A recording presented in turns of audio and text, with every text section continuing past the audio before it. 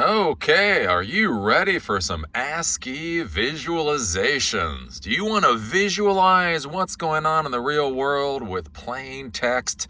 Then I have the dashboard for you.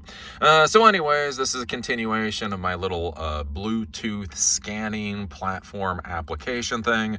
Basically, the whole question of can we use Bluetooth devices or detecting Bluetooth devices as a way of monitoring activity within a physical area. So what's good about this is since everybody now has smartphones on them and smartwatches and all those types of things, basically by scanning by Bluetooth, you don't have to have a camera, right? A camera has a specific field of view. So even if you're using something like OpenCV with a camera, the camera can only see, particular angle or whatever. So if people are behind the camera, then they can't be detected. So the idea with using Bluetooth is essentially you have a radius.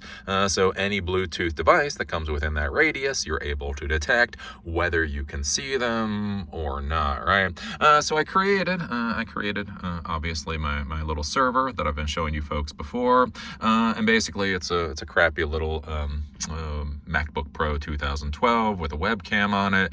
So every minute it scans for devices and it actually takes a picture. So that's what we're looking at here. And I did figure out a problem with my code.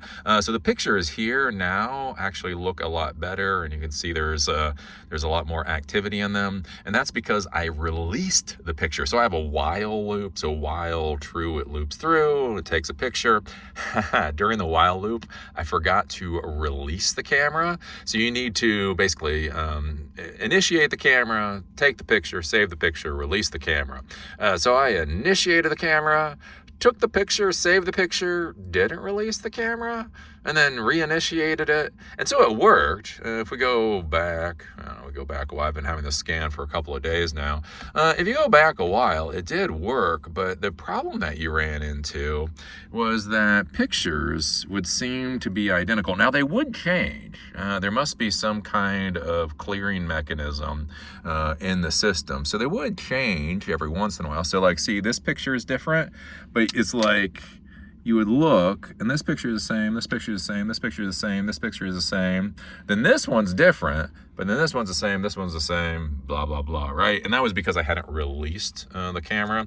So up here now, as far as the picture quality is concerned, we can see now it is always a different picture because I'm actually releasing the picture in the loop. But anyway, so we can see right now, a couple of minutes ago for me at 2:45, 13 devices were found in the area, and it took a picture, right? 14 devices are found here. And if we scroll back, the same guy, shows up all the time. 18 devices were found at about noon today. But one of the big questions here is essentially how can you visualize this information so that it's actually useful for you? And that's where I came up with the ASCII dashboard. So this is easy. So probably next week, I'll actually use CSS to create pretty charts, but you don't always need pretty charts. Sometimes ASCII works. And so basically what I've done here, and again, kind of to show you a demonstration of how you can display this type of data, is I have Bluetooth devices detected per minute. And so this actually shows me a chart literally for every single minute since I turned this thing on, right? It scans and it shows, right? So at 3:40, I think it's on the 3:40 on the 21st, it detected 23 devices. 3:49 on the 21st, it detected 34 devices, and so we can see that. But as you can see, this is really, really, really, really long, right? It does visualize. It gives us something to look at, but that's long to deal with, especially as we get to multiple days. So one of the things I did here then is basically, instead of showing it per minute, I took all these values and turned them into per hour. So at 2 o'clock on the 23rd, so far 7 devices have been detected. At 1 o'clock on the 23rd, 17 devices were detected. At noon on the 23rd, 17 devices were detected. At 11 on the 23rd, 23. So over the entire hour. And so then this, and this is for every hour it's been on. So it's been on for about 3 days at this point. So we can say we turned it on here, 3 o'clock on the 21st, 10 devices were detected. during that 1 hour period. At 4 o'clock, 27 devices were detected, and so we can start to see the waves of activity. So it goes down by 9 o'clock. There's down to 10 devices, by 8 o'clock there's down to 10 devices. Then by 9 there's 4 devices. So we can see basically nobody's here till right around 7 o'clock. Then somebody comes in. 8 o'clock somebody comes in, and then it rises up. And then my system freezes up. My system locked up there, so we lost the data. But it goes up, and then it goes down, so on and so forth. This is okay now, because again, it's only been on for 3 days. The issue becomes, this is what happens when it's more and more and more days, right? Something to think about. So over here, we have BT devices detected per day. So for the entire day, for the day of the 23rd, the 22nd, the 21st, this gives us, so the first day this was on, obviously not too many devices were detected because it was the first day it was on. Yesterday, it was on for the entire day, so obviously we get more. Today, we're halfway through the day, so there's less. But the idea here is then that could give us a per day cycle. So is Monday the busiest day, or is Tuesday the busiest day? Especially as we go into so we're currently in the holiday season. This is the Friday before Saturday, and we can start to see like day by day, is it going up, down? Like, so this is hour by hour as it goes up and down. This will show us day by day. Another thing we could do, and that's what I have over here, is busiest hour of the day. So I could do this busiest day, basically busiest day of the week. I could do this busiest week of the year, depending on how you want to calculate it. Again, I've only been recording for 3 days, so I can't do much more than, things like hours. And so what's cool about this is basically I just measure for the hour itself. So everything for the 0-100 hour, that's there. Everything for 1 o'clock in the morning, 2 o'clock in the morning, 3 o'clock in the morning, 4 o'clock in the morning, 10 o'clock in the morning, 1 o'clock in the morning, or 1 o'clock in the afternoon, 4 o'clock in the afternoon, right? So what this does is this counts for every hour that's been detected. So every 6 o'clock hour, it counts everything up and then gives us this little chart to give us, an idea of what the busiest hour of the day is. And what's kind of curious, this is, to be clear, this is probably a fluke just because how I've been doing this so far. But what's interesting here is that 4 o'clock in the afternoon actually seems to be the busiest for activity. That's something that I personally wouldn't have thought. And again, it may just be a horrible quirk with how I've been running this so far. But this is the kind of thing that you use, an application like this for, to try to suss out, information so that you can determine certain things. Like things like the HVAC system. When should the HVAC system be on, and when should the HVAC system be off? So as we can see here, right, basically until 7 o'clock in the morning, there's not really anybody here. Again, 9, 10, 11, right? That probably means nobody's really here. So we know that the HVAC system can most likely be off from 9 o'clock at night until 7 o'clock in the morning. But, look at this, 8 o'clock at night. So again, if you're running an office, depending on who you are, you might think, okay, we're going to turn off the HVAC at 6 o'clock, right? Okay, everybody should be home by 6 o'clock. Well, if you look at this, you can actually see, quite a few people are still actually here at 6 o'clock, so that you should wait till something like 9 o'clock to turn off the HVAC system. So basically, this is just a, an ASCII dashboard to give you an idea of how this stuff works. I will be actually publishing all of this to GitHub because I think it's finished enough. It's finished enough to give to you folks. There's not really too much to this. There's 3 scripts. That I'll give you folks. So there's a script that actually, detects and it takes a picture. There's this particular script that shows you the picture, and this particular script that gives you the ASCII dashboard.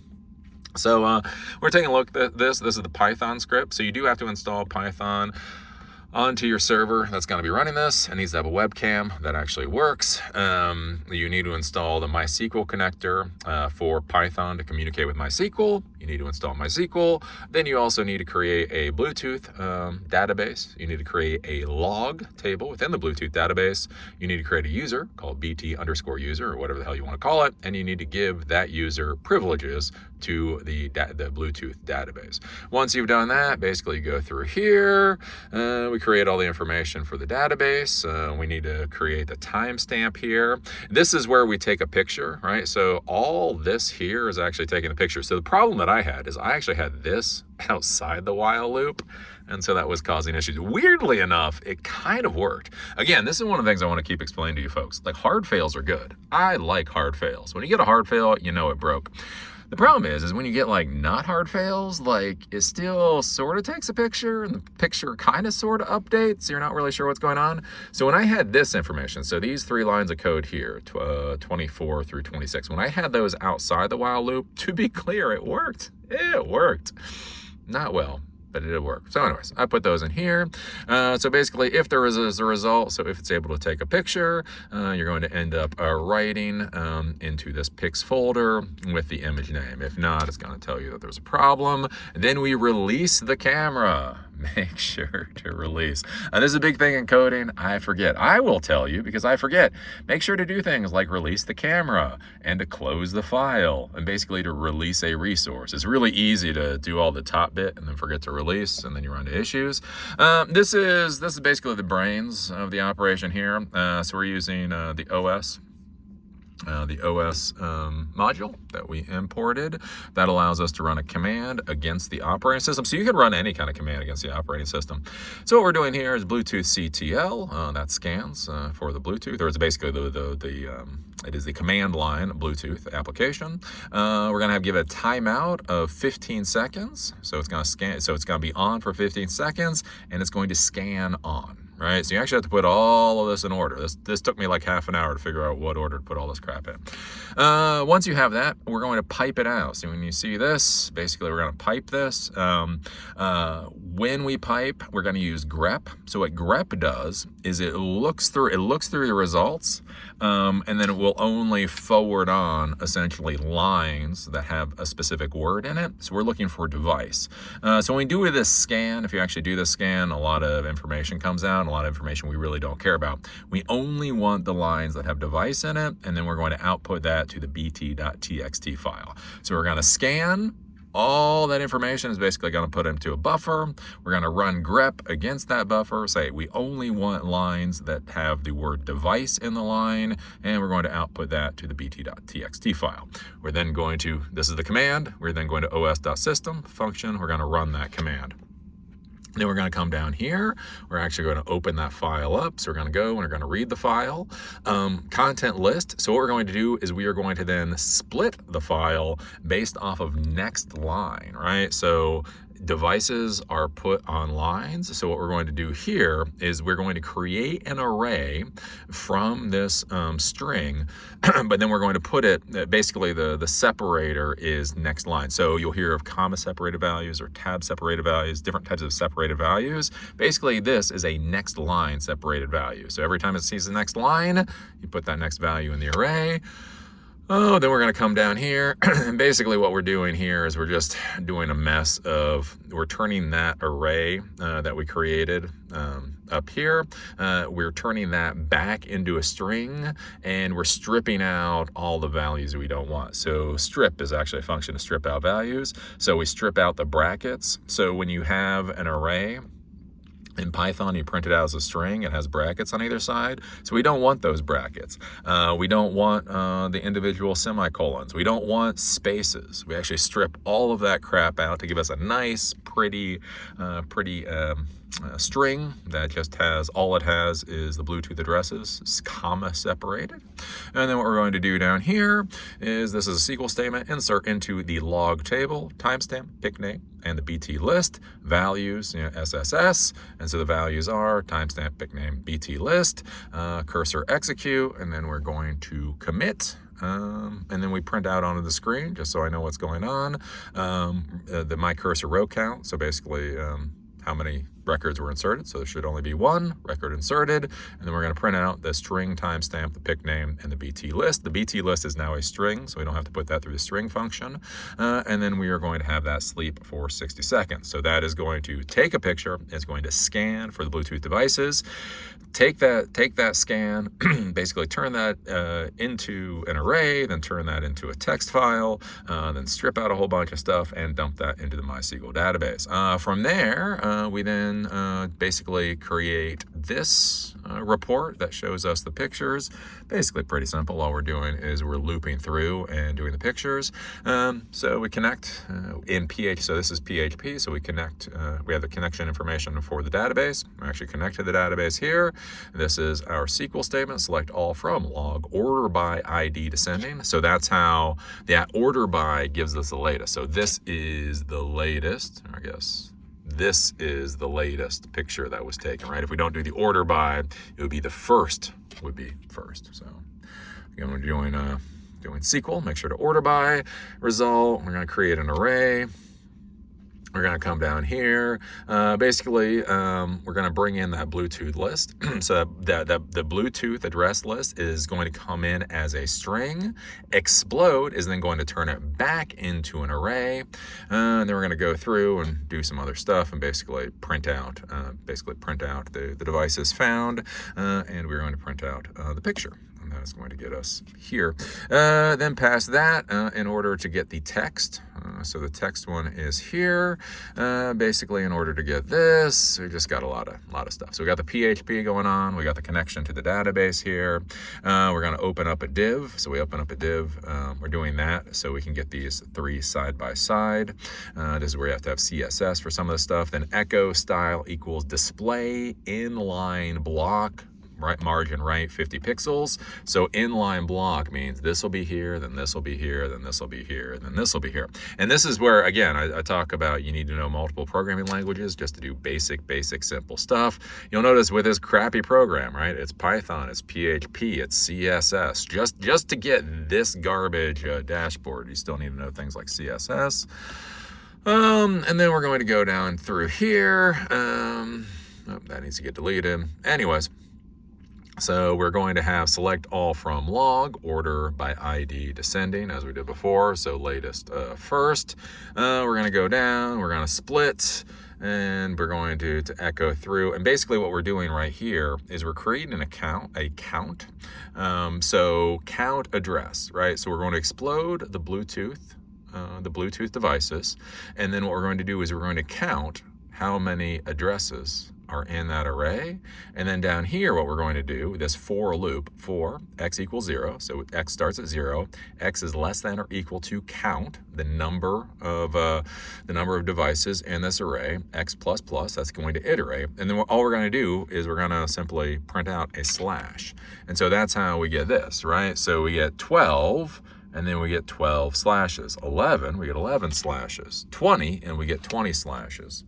Because we're going through here, and we're doing that for, so we're getting that count. We close that table, so we put it into a table so that it looks kind of pretty right there. That's how we get the everything kind of separated decently, is by putting in the tables. Then we're going to come down here. At this point, we're going to create a named key array. So a named key array or associative array is where the key for an array actually has a name. We're going to use time code for that. So basically the time code is going to be the day and the hour. So time code equals date. And we're going to ask for the day and the hour out of the timestamp. That will be the time code. And then down here, we'll actually use that for that associate array. So key array time code equals key array time code plus count. So it'll keep counting there, right? And then we're going to go down here, and then we're going to print all of that kind of stuff out. So there's some interesting things here. So val2 equals int val value divided by 47. So we have the key array. So we have the key array as key. So this is the key, right? The timestamp, and then we have the value, basically how many Bluetooth devices were detected. What I did here with this val2 is, so this scanner scans approximately 47 times every hour, right? So it waits for 60 seconds, but it also takes 15 seconds for that scan, for the Bluetooth scan, plus OpenCV in order to take a picture. Takes a couple of seconds of time. So basically what I'm just doing here is to try to average out the devices, give us the actual number of devices. I'm simply dividing the total number of Bluetooth devices detected for an entire hour, and I'm dividing that by 47 to try to give us a decent number. What do we do here? Then we do for x equals 0, x is less than or equal to valid 2. Basically what we created here, x plus plus. Then we're going to go here, if x is less than or equal to the minimum of key array divided by 60. Echo 1. So basically what this does here is to try to not make this, see how there's only like 2 lines there? That's what that code is trying to do. Basically give us like a minimum level there. And then we go through and then we echo out the single line and we go from there, and we just do this for different things. One of the interesting things here is for per hour, right? So this is this. So create report that shows result for each day. One of the things I'm doing here is I'm incrementing +5. So up there you see I did x plus plus. The issue is then you start getting too many lines, right? So notice here. So 12 devices, 12 lines. That's fine. All right, 7 devices, 7 lines. Here's a problem. We get over here to this devices detected per day. 143 devices. If I had 143 lines, it'll get over here and it'll all turn into a disaster. So by doing x plus 5, x equals x plus 5, basically it only gives me 1 line every 5 iterations, essentially that way, right? So that way, like 372. If I had 372 lines, that would go way too far. So by doing this x equals x plus 5 instead of x plus plus, basically, it's less than or equal to value 2, then every time this goes through, it adds 5. So essentially, it's only giving me 1 line per 5 iterations, essentially. And we go down here and we do the day, and yeah, you can take a look at all that. So here's the code. It's all gonna go to GitHub. And then I don't know, this will be part of our stupid geek tricks. So that's my idea with this kind of thing is for Silicon Dojo, we will do stupid geek trick nights. So the idea is you come in for like 2 to 3 hours, you create projects that either solve problems or resemble solving problems. And this is one of the types of things that you will do. So yeah, here this is. Code will be on GitHub. If you like this kind of stuff, give me a thumb up or a thumb down. It's social media. As long as it's interaction, they don't care. Leave a comment. Subscribe if you want to subscribe. And then next week, after Christmas is over, we will actually try to make this a little pretty. Actually use like real CSS and maybe do some like bar charts or something like that. That would be pretty. But this is what I want you to think about. Again, when you're designing these projects, how do you...